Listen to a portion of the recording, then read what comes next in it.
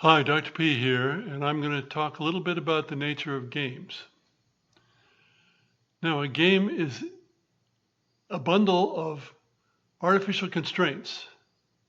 I was going to say it's inherently a bundle of artificial constraints, but in fact, it can never be anything other than a bundle of artificial constraints. And normally that's separate from the real world. It's by agreement of the players. Some game designers might try to change that. Some players might try to change that. But fundamentally, that's the way it is. It's separate from the real world. Nonetheless, we can design on a spectrum from strong constraints, where there are consequences for the player actions, to very weak constraints, where the players can more or less do what they want and they're rewarded for participation and have no negative consequences. War games are an example of the strong constraints most of the time, and most party games are an example of the weak constraints. Tabletop hobby games are mostly nowadays party games and parallel competitions.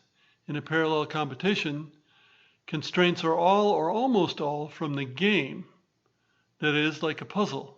In fact, they are puzzles, more or less. And not from other people. Where there are strong constraints, usually the constraints involve other people. So you have things that are called games that are very different from one another.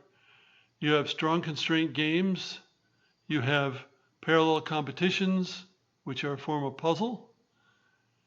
You have very weak constraint games, which are more or less playing in the playground more than playing a game.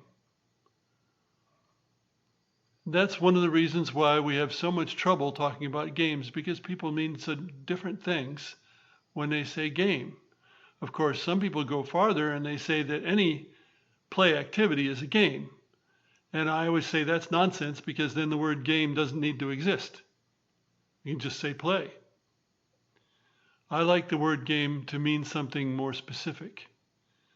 But traditional games, old traditional games like chess and checkers and tic-tac-toe and so on, are quite different from most modern games.